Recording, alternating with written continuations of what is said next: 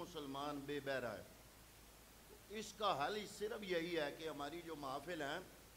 یہ بامقصد ہوں اور ان میں کوئی نہ کوئی اللہ کے پاک کلام کی کوئی آیا مبارکہ تلاوت کی جائے اور اس کو سمجھانے کی کوشش کی جائے۔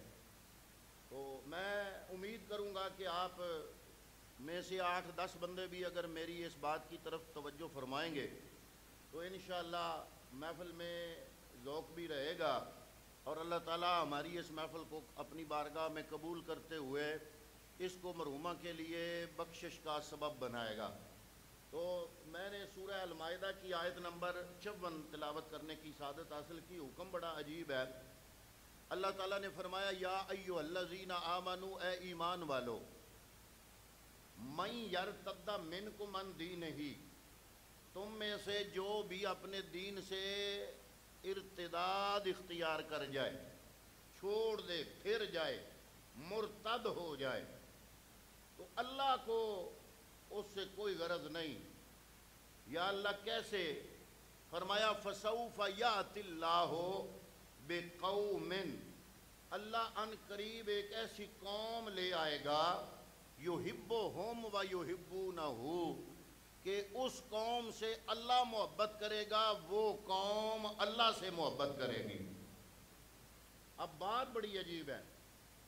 یا الہ العالمین، اس سے مراد علماء مفسرین کی خدمت میں گزارش کی جناب اس آیہ مقدسہ کا مطلب کیا ہے سمجھ نہیں آئی، تو علماء فرماتے ہیں کہ یہ جو اللہ فرما رہا ہے یا ایھا الذین آمنو، اے ایمان والو، من یرتد منکم عن دینہ، تم میں سے جو اپنے دین سے ارتداد کر جائے، مرتد ہو جائے، چھوڑ جائے اس دین کو، تو علماء مفسرین سے پوچھا اس سے مراد کون ہے؟ تو علماء مفسرین فرماتے ہیں کہ حضور نبی کریم صلی اللہ تعالیٰ علیہ وسلم آپ کی زندگی کے ظاہری زندگی کے آخری ایام میں اسود انسی نے یمن میں نبوت کا دعویٰ کر دیا۔ جب اسود انسی نے یمن میں نبوت کا جھوٹا دعویٰ کیا، فیروز دہلوی نے اسی رات اس کا کام تمام کر دیا، اور حضرات محترم جس دن یہ اسود انسی قتل ہوا، رات کو یہ واقعہ پیش آیا، صبح کے وقت آپ کے اور میرے آقا جناب محمد مصطفیٰ صلی اللہ تعالیٰ علیہ وسلم نے فجر کی نماز کے وقت مدینہ کے اندر تشریف رکھ کے اپنے صحابہ کو بتایا کہ یمن میں ایک بندے نے نبوت کا اعلان کر دیا تھا، آج ایک سچے اس دین کے پیروکار نے اس کا کام تمام کر دیا ہے۔ تو علماء فرماتے ہیں کہ اس کا اشارہ ان لوگوں کی طرف ہے جنہوں نے ارتداد کیا، اور علماء فرماتے ہیں دوسرا قول یہ ہے کہ حضور نبی کریم صلی اللہ تعالیٰ علیہ وسلم کی ظاہری حیات طیبہ کے بعد وہ جو نیو کمر لوگ جو نئے نئے مسلمان ہوئے تھے، جب وہ مرتد ہو گئے، اس ارتداد کی طرف اشارہ ہے، اللہ رب العالمین فرما رہا ہے۔ اور کچھ علماء فرماتے ہیں کہ جناب حضور نبی کریم صلی اللہ علیہ وسلم کے ظاہری وصال کے بعد کچھ لوگوں نے زکوٰۃ دینے سے انکار کر دیا، اور جناب سیدنا صدیق اکبر کی خدمت میں آئے، انہوں نے کہا کہ ہم باقی تو سارے معاملات کرتے ہیں، نمازیں پڑھتے ہیں، سارے معاملات کرتے ہیں، صرف یہ زکوٰۃ جو ہے اس سے ہمیں چھٹی دے دی جائے۔ حضرت عمر فاروق نے مشورہ بھی دیا کہ چونکہ فتنوں کا دور ہے، فتنوں نے سر اٹھا لیا ہے، اندر سے کچھ لوگ جو نیو کمر مسلمان تھے، نئے نئے کچے مسلمان، وہ بھی مرتد ہو گئے، باہر سے کفار نے بھی یلغار کی ہوئی ہے۔ اور ابو بکر صدیق رضی اللہ تعالیٰ عنہ کی خدمت میں عرض کیا، مسلمان صدمے میں بھی ہیں، حضور نبی کریم صلی اللہ علیہ وسلم کا وصال ہوا ہے، اور مسلمان جو ہیں وہ صدمے میں بھی ہیں، اس لیے یہ جو لوگ باقی سارے معاملات کرتے ہیں، نماز ادا کرتے ہیں، باقی معاملات کرتے ہیں، صرف زکوٰۃ کا انکار کرتے ہیں، ان کے زکوٰۃ کے انکار کو اتنا اہم نہ سمجھا جائے، ان سے نہ نپٹا جائے، ان سے باز پرس نہ کی جائے۔ لیکن جناب سیدنا صدیق اکبر نے بڑا تاریخی اور خوبصورت جواب ارشاد فرمایا، آپ نے فرمایا اے عمر فاروق اگر کوئی مجھے کہے کہ جنگل کے درندے آ کے میرے جسم کی بوٹی بوٹی نوچ جائیں گے کوئی میرا ساتھ نہیں دے گا میں یہ بات گوارا کر لوں گا لیکن وہ دین جو میرے آقا چھوڑ کے گئے اس میں تھوڑی سی بھی کمی میں ابو بکر صدیق گوارا نہیں کروں گا وہ دین جو میرا نبی چھوڑ کے گئے اس میں کوئی کمی بیشی گوارا نہیں کروں گا تو حضرات محترم علماء مفسرین کے ایک گروہ نے کہا کہ وہ لوگ جو منکرین زکوٰۃ تھے اس سے وہ لوگ مراد ہیں اب میرا آپ سے سوال یہ ہے کہ قرآن مجید تو اس وقت نازل ہوا ظاہر ہے کہ جب حضور ظہری حیات میں تھے جب حضور کا وصال ہو گیا تو قرآن کی آیت نے آنا کوئی نہیں تھا قرآن کا نزول حضور کی ظاہری حیات طیبہ تک محدود تھا حضور کے وصال کے بعد تو قرآن نے آنا نہیں تھا تو پتہ چلا کہ وہ واقعات جو حضور نبی کریم صلی اللہ تعالیٰ علیہ وسلم کے ظاہری وصال کے بعد اس امت میں رونما ہونا تھا اللہ نے قرآن مجید میں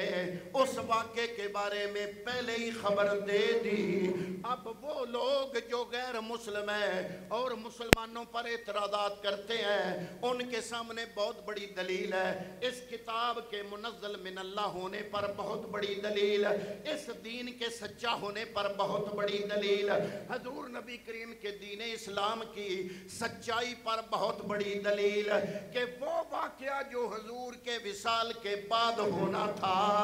اللہ رب العالمین نے قرآن مجید کی اس آیہ طیبہ کے اندر اس واقعے کو پہلے بیان فرما دیا اور جیسے بیان کیا ویسے وہ واقعہ ہو کے رہا تو یہ دلیل ہے کہ اللہ رب العالمین نے ہمارے آقا کو اپنی طرف سے سچا رسول بنا کے مبعوث فرمایا تھا نہ رسول کے سچا ہونے میں کوئی شک ہے نہ اس قرآن کی صداقت میں کوئی شک کیا جا سکتا ہے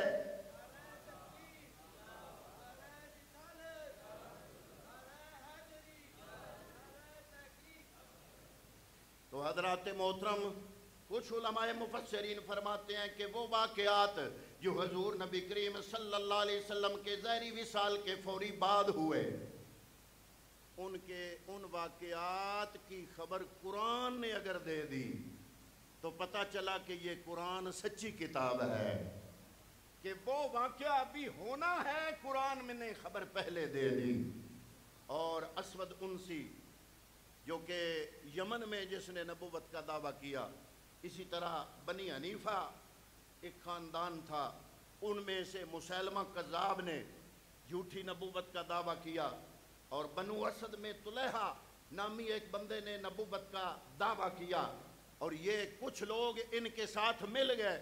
اور یہ جو اللہ نے قرآن کی اس آیت میں اشارہ کیا کہ یا ایھا الذین آمنوا اے ایمان والو من یرتد منکم عن دینہ تم میں سے جو بندہ اپنے دین سے پھر جائے گا مطلب یہ ہے کہ زکوٰۃ کا انکار کر دے گا حضور کے وصال کے بعد دین چھوڑ دے گا یا مسیلمہ کذاب جو جھوٹا نبی ہے اس کا امتی بن جائے گا یا دیگر جو جھوٹے مدعیان نبوت ہے ان کا ساتھ دے گا گویا کہ وہ دین سے مرتد ہو گیا اللہ رب العالمین نے فرمایا کوئی پرواہ نہیں مجھے کیوں اس لیے کہ فسوفا اب اگلی بات میں آپ کی خدمت میں عرض کرنے لگا ہوں فسوف یأتی اللہ بقوم اللہ نے فرمایا کہ جب یہ واقعہ ہوگا اور وہ واقعہ بعد میں ہوا تو پھر کیا ہوگا پھر اگلی بات اللہ رب العالمین نے فرمایا پھر اللہ ایسی قوم لے آئے گا کیسی قوم یحبہم و یحبونا اس قوم کے ساتھ اللہ محبت کرے گا اور وہ قوم اللہ سے محبت کرے گی اب پہلا حصہ ہے وہ تو آپ نے سمجھ لیا دوسرا حصہ وہ کون لوگ ہیں جن کی خبر اللہ کے قرآن نے دی کہ اللہ ان سے محبت کرے گا یہ اللہ سے محبت کریں گے یہ کون لوگ ہیں اب آپ نے ذہن میں سوال پیدا کریں کہ قرآن نے جو پہلے پیشین گوئی کی کہ جو مرتد ہو گیا اللہ تعالیٰ اس کی جگہ ایک قوم لے آئے گا، مرتد تو لوگ ہو گیا، یہ خبر قرآن کی سچی ہو گئی، حضور کے ظہری وصال کے بعد یہ کام ہو گیا، یہ سچی ہو گئی۔ اب وہ دوسری قوم کون سی ہے جو اللہ رب العالمین جس کی خبر دے رہا ہے کہ جب یہ مرتد ہوں گے تو اللہ ایسی قوم لے کے آئے گا کہ وہ قوم اللہ سے محبت کرے گی اور اللہ اس قوم سے محبت کرے گا۔ وہ قوم کون سی ہے؟ ارے وہ قوم وہی ہے جس نے مسلمہ کذاب کو واصل با جہنم کیا، وہ قوم وہی ہے جنہوں نے جھوٹے مدعیان نبوت کو واصل با جہنم کیا، وہ لوگ وہی ہیں جنہوں نے میرے محبوب کریم صلی اللہ علیہ وسلم کا کلمہ پڑھا، جنہوں نے عرب کے اس خطے سے دین کو پوری دنیا تک پھیلایا، قبرص تک فتوحات کی، مصر کو فتح کیا، شام کو فتح کیا، عراق اور ایران اور فارس کو فتح کیا، حتیٰ کہ یورپ کے جزیروں تک وہ پہنچ گئے۔ ارے یہ لوگ کون ہیں؟ یہ وہی لوگ ہیں جنہوں نے حضور نبی کریم کے بعد، آپ کے ظاہری حیات طیبہ کے بعد نہ صرف کہ اس دین کو سنبھالے رکھا بلکہ اس دین کو مزید پوری کائنات میں پھیلا دیا۔ اور یہ کون لوگ ہیں؟ یہ وہ لوگ ہیں جن کو صحابہ کرام رضوان اللہ تعالیٰ علیہ اجمعین کہا جاتا ہے، جو تابعین لوگ ہیں، جو تبع تابعین لوگ ہیں۔ ان کے بارے میں اللہ رب العالمین نے فرمایا یحبہم و یحبونا، یہ وہ لوگ ہیں جن کے ساتھ اللہ محبت کرتا ہے اور یہ لوگ اللہ سے محبت کرتے ہیں۔ پتہ چلا کہ جن لوگوں کو کچھ لوگ ہلکا سمجھتے ہیں یا اعتراضات اور نکتہ چینی اور بے جا تنقید کرنے کی کوشش کرتے ہیں، ان کا تذکرہ تو رب کائنات نے بڑے خوبصورت الفاظ میں قرآن مجید میں ان الفاظ سے بیان کیا کہ یحبہم و یحبونا، کہ وہ اللہ سے محبت کرتے ہیں اور اللہ ان سے محبت کرتا ہے۔ اللہ کن لوگوں سے محبت کرتا ہے اس کی وضاحت مختلف مقامات پر قرآن مجید میں خدا نے خود ہی بیان فرمائی ہے کہ اللہ کے محبوب کون ہیں۔ آج ہر کوئی یہ سمجھتا ہے کہ میں اللہ کا پیارا، اللہ نے نشانیاں بتائی ہیں قرآن مجید میں، یا اللہ تیرے محبوب کون ہے؟ پہلی آیت فرمایا ان اللہ یحب المحسنین، اللہ تعالیٰ نیکی کرنے والوں سے محبت کرتا ہے۔ دوسری آیت طیبہ فرمایا ان اللہ یحب التوابین و یحب المتطہرین، اللہ رب العالمین توبہ کرنے والوں سے محبت فرماتا ہے اور جو پاک لوگ ہیں، پاک رہتے ہیں، پاک صاف رہتے ہیں، ان سے اللہ رب العالمین محبت فرماتا ہے۔ تو گویا ظاہری اور باطنی جو پاکی اختیار کرتے ہیں اللہ رب العالمین ان سے محبت فرماتا ہے۔ اور یہ جو دن گزر رہے ہیں یہ ظاہری اور باطنی پاکی حاصل کرنے کے دن ہیں۔ علماء فرماتے ہیں کہ قدرتی ایک سرکل ہے نا، دیکھیں نا، ہر بندہ چاہتا ہے نا رب کا قرب نصیب ہو، تو کیسے ملتا ہے؟ پہلے تو یہ ہو کہ بندے کا جسم پاک ہو، پھر بندے کا دل پاک ہو۔ جب دل گناہوں کی آلودگی سے، غلاظت سے صاف اور پاک ہوگا تو پھر بندے کی روح اس کو طہارت نصیب ہوگی۔ جب روح کو طہارت نصیب ہوگی تو پھر بندہ اللہ رب العالمین کا قرب اختیار کرے گا۔ تو اللہ رب العالمین نے سرکل کے لیے بڑا خوبصورت نظام بنا دیا۔ پہلے رجب دے دیا جو پچھلا مہینہ گزرا، پھر 7 شعبان دے دیا جو موجودہ مہینہ گزر رہا ہے، اور اس سے اگلا رمضان المبارک کا بابرکت مہینہ دے دیا۔ علماء فرماتے ہیں یہ پاکی اور طہارت حاصل کرنے کے لیے اللہ نے بہترین سرکل عطا فرمایا ہے۔ علماء فرماتے ہیں رجب میں بندے کا جسم گناہوں کی میل کچیل سے صاف اور پاک ہو جاتا ہے، اور جب شعبان آتا ہے بندہ اگر شعبان اللہ کے پیارے نبی کی سنت کے مطابق گزارے، جیسے ام المومنین فرماتی ہیں کہ حضور نبی کریم کو میں نے اپنی زندگی میں رمضان المبارک کے بعد کسی مہینے میں اتنی عبادت کرتے نہیں دیکھا جتنی عبادت آپ شعبان کے مہینے میں فرماتے تھے۔ جس بندے نے حضور کی سنت کے مطابق اس شعبان کے مہینے کو گزارا، توبہ کرتے ہوئے گزارا، استغفار کرتے ہوئے گزارا، تو کیا ہوگا؟ اس بندے کا دل گناہوں کی غلاظت اور میل کچیل سے پاک اور صاف ہو جائے گا۔ جب رجب میں بندے کا جسم گناہوں سے پاک ہوگا اور شعبان میں بندے کا دل گناہوں کی غلاظت اور میل کچیل سے پاک اور صاف ہوگا، تو جب رمضان المبارک کی پہلی گھڑی آئے گی تو کیا ہوگا؟ جب جسم پاک ہے، دل پاک ہے، روح طہارت روح کو نصیب ہوگی، پھر وہ روح اللہ رب العالمین کا قرب اختیار کرنے کے قابل ہو جائے گی۔ جب جسم پاک ہو جائے گا، دل صاف ہو جائے گا، روح اجلی ہو جائے گی، تو اسی لیے تو اللہ نے فرمایا مجھے ڈھونڈنے والو باہر تلاش نہ کرو۔ اگر رب کو تلاش کرنا چاہتے ہو، وَفِي أَنفُسِكُمْ أَفَلَا تُبْصِرُونَ، اللہ رب العالمین کو اگر تلاش کرنا چاہتے ہو، وَفِي أَنفُسِكُمْ، میں تو تمہارے نفسوں میں ہوں، میں تو تمہارے اندر ہوں، باہر مجھے نہ ڈھونڈو۔ مجھے ڈھونڈنا ہے تو اپنے اندر جھاتی پا کے دیکھو۔ اگر دل صاف ہوا، روح طہارت اختیار کر گئی، تو کیا ہوگا؟ رب کا جلوہ تمہیں اپنے من میں نظر آ جائے گا۔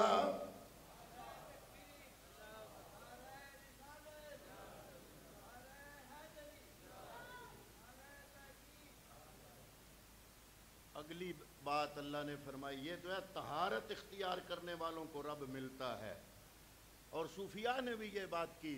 سلطان العارفین نے بھی یہ بات کی کہ وچ پا فقیرہ جاتی ہو، نہ منت کر خواج خضر دی، تیرے اندر آب حیاتی ہو، 14 طبق دلے دے اندر تمبو وانگن تانے ہو، وچے بیڑے وچے چھیڑے وچے ونج مہانے ہو۔ سلطان العارفین فرماتے ہیں اگر رب کو تلاش کرنا چاہتے ہو تو دل کو صاف کر لو۔ جب دل پاک ہو جائے گا تو روح طہارت اختیار کرے گی، جب روح طہارت اختیار کرے گی تو روح کو رب کا قرب نصیب ہوگا۔ فلاں دا تو عطر بڑا عطراں دا پھر کڈھ دریا، دریا وچ پھر رج کے نا مچھلیاں وانگوں تاریاں لا، پھر بھی تیری بو نہیں مکنی، پہلے اپنی میں مکا۔ تو اولیاء کاملین فرماتے ہیں اپنے من کو انا سے، بغض سے، حسد سے، کینے سے، بے جا دوسروں کی دشمنی سے اپنے دل اور سینے کو پاک کر لو۔ جب تیرا سینہ بے کینہ بن جائے گا، اس میں عاجزی اور انکساری آ جائے گی۔ اگر تم نے 2 لفظ پڑھ لیے تو اکڑ کر رہنے کی بجائے، دوسرے لوگوں کو نیچا دکھانے کی بجائے اگر تم عاجزی اختیار کرو گے تو کیا ہوگا؟ جو عبادت کرو گے، جو سجدے کرو گے، جو تسبیح و تعلیل کرو گے، جو دین کا علم حاصل کرو گے، وہ تمہیں کسی مقام تک پہنچا دے گا۔ لیکن اگر تم میں انا نہ گئی، اگر اکڑ نہ گئی، حسد اور کینہ نہ گیا، بغض نہ گیا، تو کیا ہوگا؟ یہ سجدے ٹکریں بن جائے گی، یہ تسبیح و تعلیل کوئی فائدہ نہیں دے گی، یہ چند لفظ علم کے تمہیں منزل تک نہیں پہنچا سکتے۔ کیسے منزل ملے گی؟ جب من بھی پاک اور صاف ہو جائے گا۔ تو اللہ رب العالمین فرماتا ہے وَفِي أَنفُسِكُمْ أَفَلَا تُبْصِرُونَ، کیا تم دیکھتے نہیں ہو میں رب تمہارے اندر موجود ہوں؟ تو تو اگلی بات کون سی ہے؟ یا اللہ تیری محبت کی، تیرے محبوب کون ہے اور تیری محبت کی کیا نشانی ہے؟ اللہ نے قرآن مجید میں فرمایا ان اللہ یحب المتوکلین، اللہ رب العالمین توکل کرنے والوں سے محبت فرماتا ہے۔ کن لوگوں سے؟ بولیے کن لوگوں سے؟ آج توکل کی دولت ہم میں کوئی نہیں ہے۔ معمولی امتحان آیا، بازو سر پہ، حال ہائے ہائے، اللہ کی ذات پہ توکل نہیں۔ علماء فرماتے ہیں توکل کا یہ مطلب نہیں کہ اسباب کو ترک کر دو۔ دوائی ڈاکٹر سے لو، ڈاکٹر دوائی دے گا، شفا نہیں دے گا، شفا مولا دے گا۔ ڈاکٹر سے دوائی لے کے شفا کی دعا رب سے کرنا اور تکلیف میں صبر کرنا، یہ توکل ہے۔ حضور نبی کریم کا ارشاد ہے، حضور نے ارشاد فرمایا کہ اللہ تعالیٰ قیامت کے دن وہ لوگ جو توکل کرتے ہیں، 70,000 لوگ، توکل کرنے والوں میں سے 70,000 لوگ بغیر حساب کے رب جنت عطا فرما دے گا۔ کتنے ہزار؟ یہ صحابہ میں ارشاد فرمایا۔ حضرت عکاشہ حضور کے صحابی کھڑے ہو گئے، عرض کیا یا رسول اللہ فداک ابی و امی، یا رسول اللہ میرے ماں باپ جناب پہ قربان، کیا میں بھی ان میں ہوں؟ وہ جو 70,000 بغیر حساب کے جنتی بنیں گے اللہ پہ توکل کرنے والے، کیا میں ہوں ان میں؟ تو حضور نے فرمایا اے عکاشہ انت فیہم، اے عکاشہ تم بھی ان میں ہو۔ ایک اور صحابی کھڑے ہوئے، انہوں نے عرض کیا یا رسول اللہ میں بھی ہوں۔ تو حضور نے یہ تو نہیں کہا کہ تم نہیں ہو، لیکن حضور نے بڑا حکمت سے بھرا ہوا جواب دیا کہ تاکہ آگے سوالات کی بریک ہو جائے، یہ نہ ہو کہ اب ہر بندہ اٹھنا شروع کر دے کہ میں ہوں میں ہوں میں ہوں۔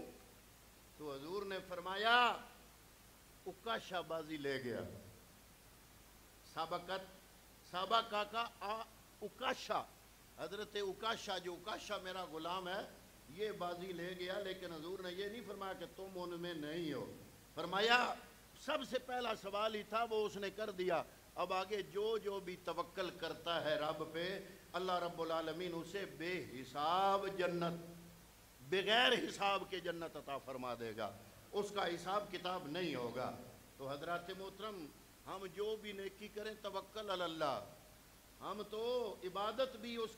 کی ذات کے لیے نہیں کرتے، اس میں بھی ملاوٹ کرتے ہیں۔ تو میں آپ سے گزارش کرتا ہوں کہ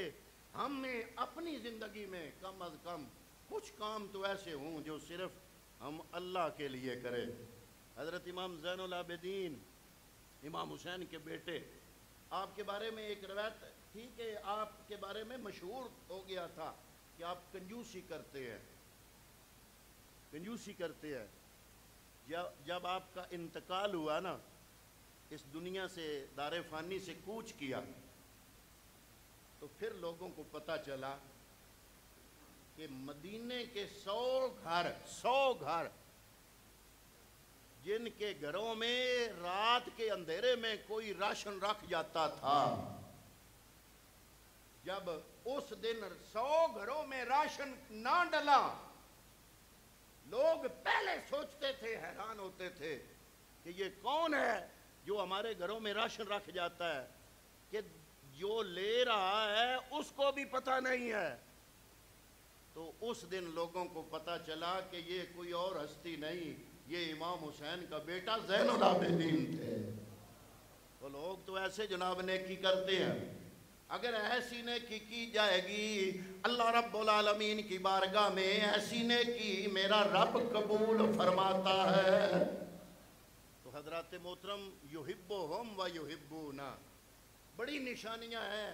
جن سے اللہ کی محبت کا پتہ چلتا ہے۔ ان میں سے چند نشانیاں میں نے آپ کے سامنے قرآن مجید سے پیش کی۔ میں نے ایک نماز جنازہ میں شامل ہونا ہے، تو اب